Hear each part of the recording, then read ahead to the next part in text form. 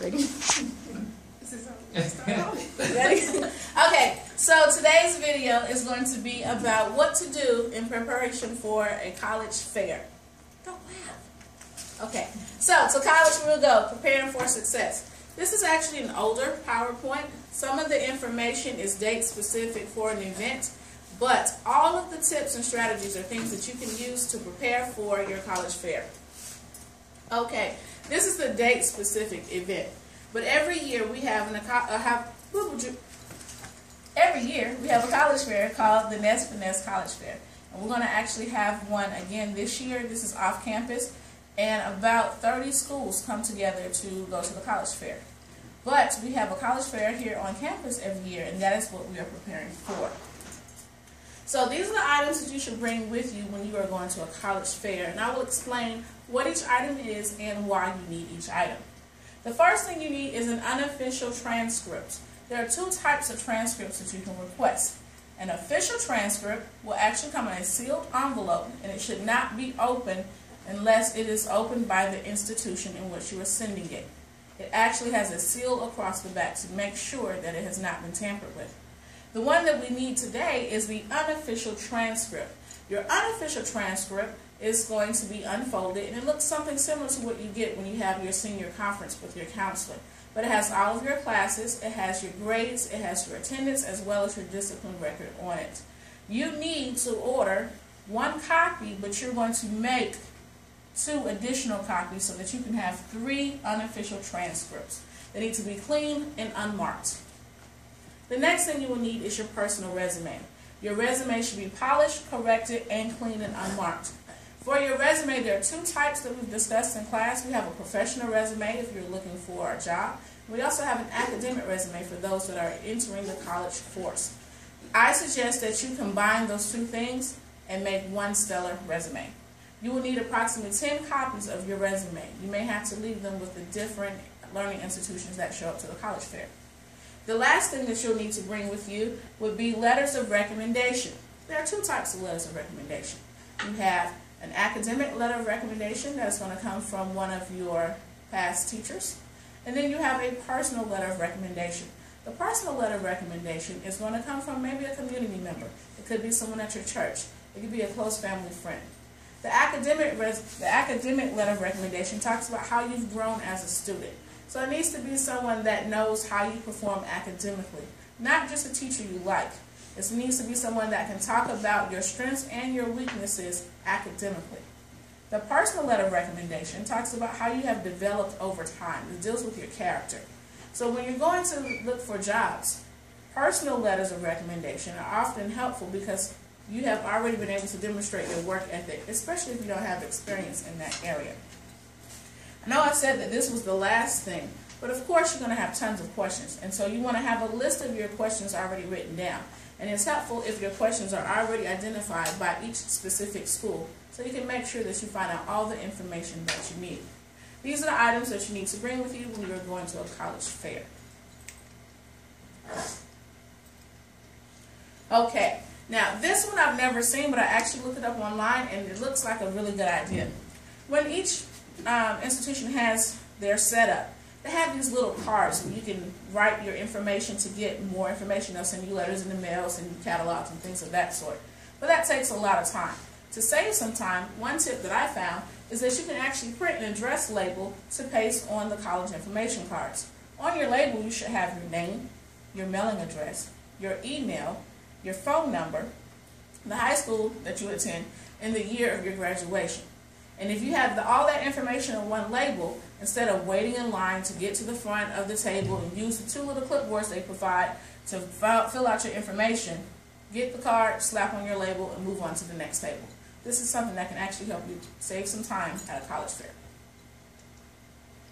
So, before you go to any college fair, these are some things that you should do. You should actually look at the website of the service that is providing the college fair. Now, this particular college fair that I was talking about, the Nez Perce College Fair, this is their website, www.nationalscholarshipservice.com. This is a wonderful website to go for, of course, to look for scholarships, as well as to see when other college fairs are coming to your area. So, what you do is Find out who's hosting your college fair. For example, we have one here on campus. So you will find out the list of schools that are expected to attend. And the reason why that's important is because if you know who's coming, you'll know how better to prepare for your college fair. Once you get the list of schools, find out which one is going to be your dream school. And make a special list for those, because these are your non-negotiables. These are the schools tables that I have to go to. Other tables may be nice, but I must get to certain tables. And so identify those. Once you've identified your dream school, you should then go to their website, of course, because that makes sense, and update your GPA chart. We've all discussed the GPA chart. If you need to know what goes into the GPA chart, we will look at it in another video. But update your GPA chart, because you need a GPA chart especially for the college fair that you're going to, so that you can have all the information about your dream schools in one location. And then after you visit the website, make a list of all your questions that were left unanswered.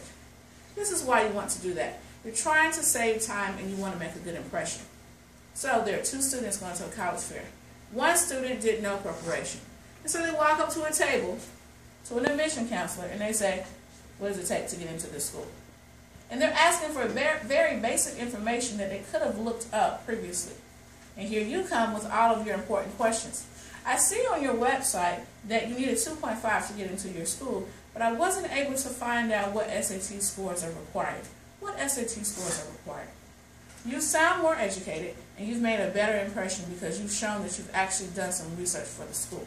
So what you want to do is look up the websites, fill out your GPA chart, get your basic information, and then make a list of your outstanding questions.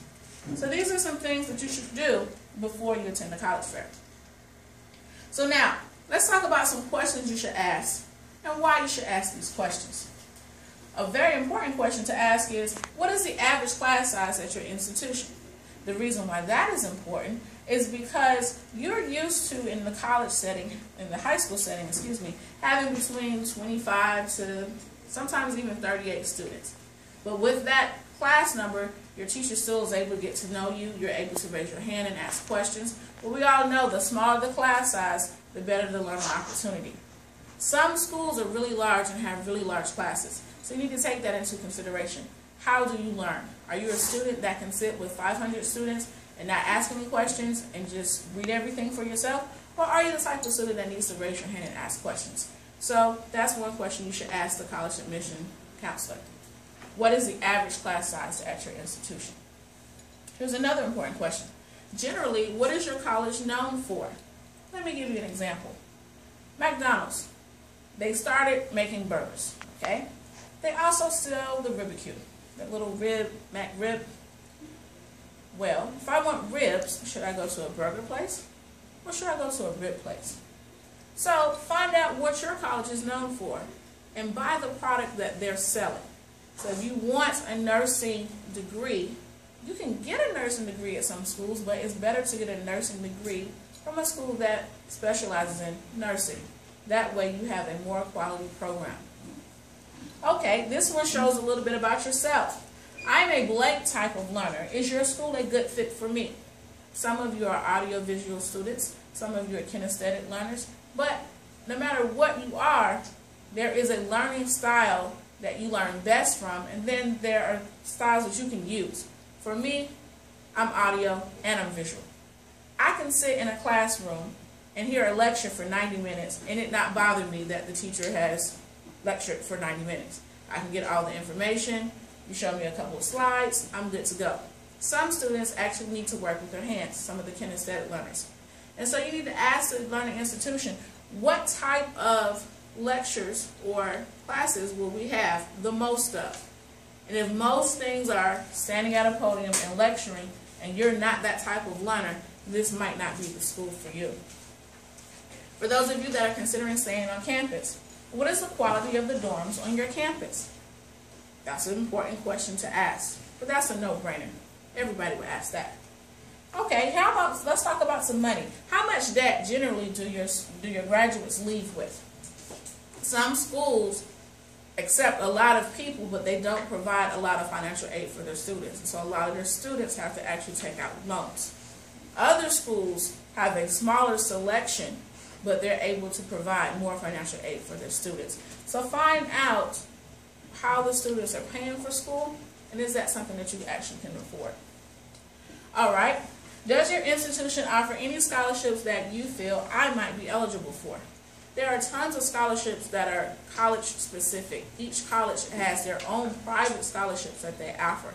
And so some of them are on their websites, some of them are not. So by asking an admission counselor, what scholarships do you have that you feel that I can qualify for, that will help you find out whether you can really afford to go to that school.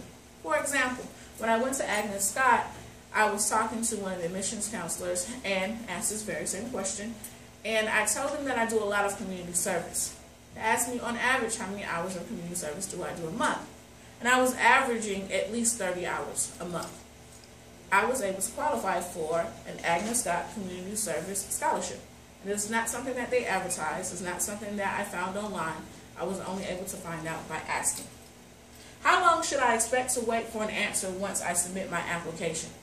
That's the question everyone wants to ask, but no one wants to really wait for the answer. Of course, you want to send off your application on one day and get an answer the next day, but you need to find out how long is their process. That also helps you make decisions when you're looking at other schools. If you know I need to wait 2 weeks for this one, or I need to wait a month for this one, or if it's going to take 2 months, you just need to know what you're waiting for. Estimate the percentage of work study, loans, grants, and scholarships awarded in your financial aid packages. That's a no-brainer. You need to figure out how this money is coming. Now, grants you do not repay. Grants are pockets of money based upon various things. For example, there's the Pell Grant, which is based upon your economic situation. There are certain grants based upon certain qualifications that you may have, but that you don't have to repay.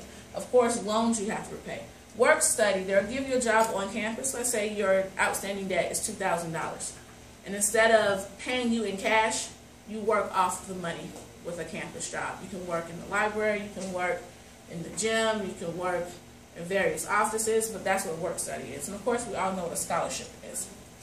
Will professors or graduate students teach my courses? Very important question.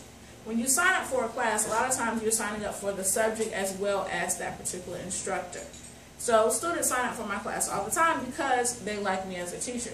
But can you imagine signing up for the Fraser experience but actually getting a senior from last year who took the course to actually teach the class to you because they know the information? So find out whether you'll have a real professor or whether you'll have teacher assistants known as graduate students that will actually teach your course. All right, another question you need to ask is how many freshmen return for their sophomore year? That's a very important question because you want to know of all the people that come, how many people come back? What is their return customer ratio looking like? A lot of people start off in the school in their freshman year, but for various reasons they transfer to other schools. But if this school has a high transfer rate, that could be a red flag letting you know you don't want to go there. How safe is the campus and its surrounding neighborhoods? Unfortunately, a lot of our HBCUs are located in the hood. And so once you get off campus, you may have a high crime rate around you for shopping in the grocery store and local activities. An example of that is here at Georgia Tech. Georgia Tech is a great school, but it's located in the hood. And so there's a lot of crime, there's a lot of robbing that goes on for the Georgia Tech students. And so that's something you have to factor into your choice. Last question, and I think this is the most important question. Honestly, would you send your child here? There are some people who work for companies that they would not use themselves. I work for Verizon, but I have an AT&T phone. It just seems not to go hand in hand, but it happens a lot. So ask them, if you had a child that was this age, would you send your child to this school? Thankfully, I could say I do have 3 children, and I would send all of my kids here to Cedar Grove because I think Cedar Grove is a great school. But there are some teachers who teach at one school, but their children go to another school, and they don't put a lot of pride and stock in the places where they work. So ask them, do they think it's a good school, and would they send their children there? Another question that doesn't appear on the slideshow would be, where did you go to school? Don't assume just because they work for that school that they actually went to that school. Some students, like my friend Leslie, she went to Georgia Tech, loved it, and decided to be a recruiter for Georgia Tech. But some other people just have this is just my job, and I went to another institution. So find out what goes on for them. All right, so this is the end of our slideshow, and this is what you need to do to prepare for a college fair. Thanks.